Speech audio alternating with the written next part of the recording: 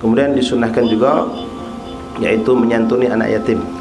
Menyantuni anak yatim. Tapi ini sayang, jangan salah ya. Seperti tadi, maco hasbunallah wa ni'mal wakil itu sepanjang hidup itu disunahkan, tapi di hari ini memang dilebihkan.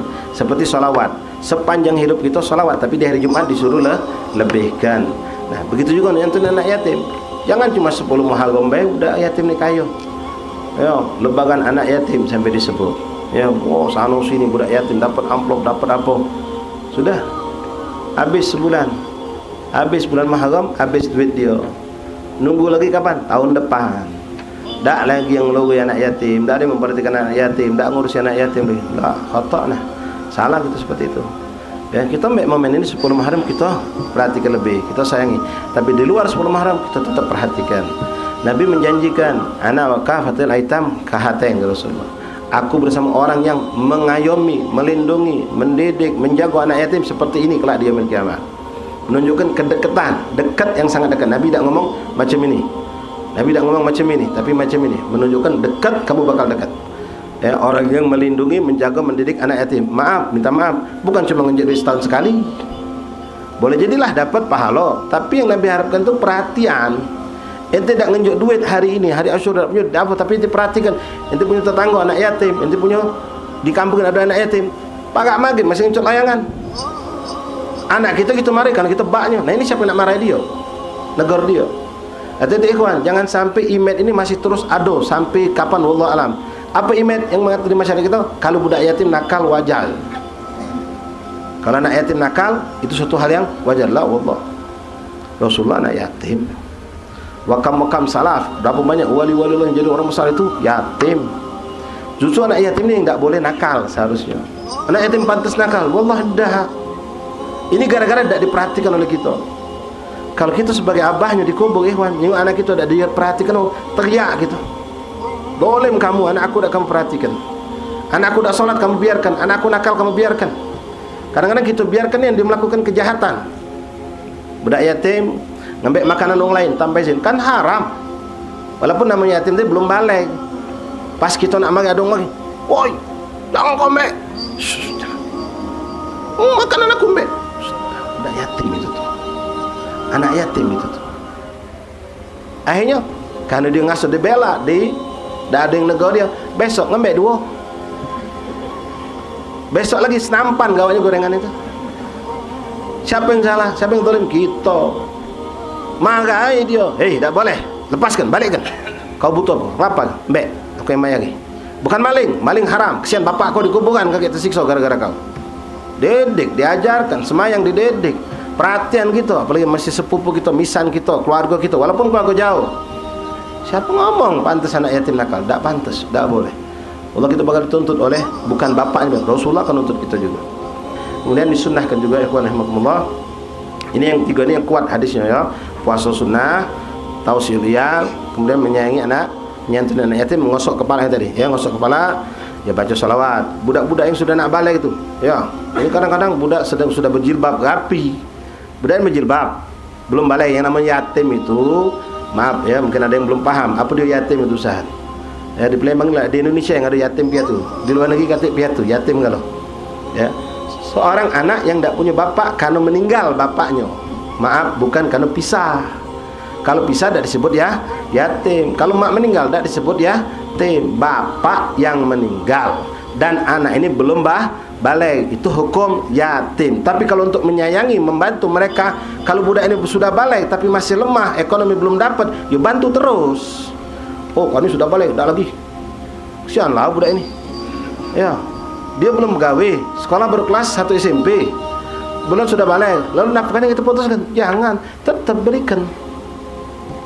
Walaupun yang kita cari anak yatim. Anak yatim juga kan ada yang maaf ya, yatim tapi warisan baknya banyak.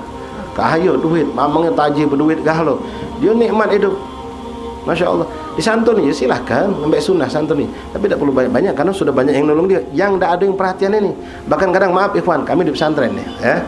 Kadang-kadang ada orang nitip, Ustaz, ini duit untuk anak yatim Ustaz. Anda tahu anak yatim di pesantren kami mungkin cuma orang 10. Dan dari 10 ini yang fakir cuma 3. Yang 7 Masya Allah punya mamang bibi yang mampu. Tapi yang bukan yatim, yang fakir ada 20. Ini kita paksa, pacak dah ngau baniat kau je kita. Jangan kau batasi untuk anak yatim, tapi untuk fuqara masakin yang ada di sini. Kenapa? Yang lebih parah dari yatim ni banyak. Kita kadang-kadang cuma ngembek yatim yo tadi baik. Yang tidak yatim terbengkalai, kesian. Ya. Nah, ngosok anak yatim sunnah. Tapi kalau sudah budak tu pakai jilbab, ya jangan sampai kenapa? Nabi kan ngomong nyentuh rambut. Kalau pakai jilbab tak tersentuh rambut, sampai disuruh buka jilbab. Jangan berlebih itu, jangan. Ya, usap kepala juga dengan cara yang baik, selawatin di doa dan ngosok pakai tangan sikok kurang, tangan dua. Bukan dikeramas rambut itu, ya. Nah, sunnah. Kemudian ya, untuk menyenangkan dia kasih duit. Ya. Duit, cari duit anyar. Tahu duit anyar? Duit baru. Dah saya yang 75 kemarin tak usah. Nah, berikan. Karena budak kecil, apalagi budak kecil, ikhwan, dia tak nilai, mungkin belum paham nilai duit. Ya, seperti anak-anak Ahmad Waladi itu, ya. Dia belum begitu paham nilai duit. Kalau kita ajak tukar, dia punya tinjuk uang. Tinjuk ada satu teman ustaz yang tunjuk kamu tunjuk anak ustaz duit 100.000, ya. Ini kalau dia pegang bisa hilang. Kita lambat kadang-kadang budak kecil karena senang tadi, tak mau dia nyetor ke sama bapaknya sama ibunya. Punya anak aja. Tukar galak ada. Tunjuk 10. Tunjuk 10 ikok, yang sikok buat abi. Mikir dia 10. Jadi duit 2.000-an 10 ikok. Senang dia terimanya 10 ikok tadi. Duit 2.000-an barang. 100 kita selamatkan. Ya, untuk menyelamatkan duit jangan sampai hilang. Tunjuk duit anyar begitu juga budak kecil. Senang. Nah, dong tahan dia nukar duit anyar. Ngapo sampai ni repotnya nak nukar duit anyar? Bukan masalah repot.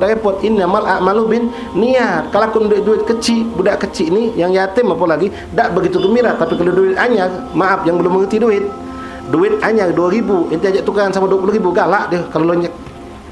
Ente duit 20.000, lecek dia punya.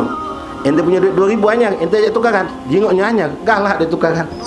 Ya, karena dia masih sapi, belum paham tentang duit. Karena jingok anyar tadi, senang dia punya duit anyar. Nah, tahan nuka gitu, unjuk duit anyar, itu sunnah.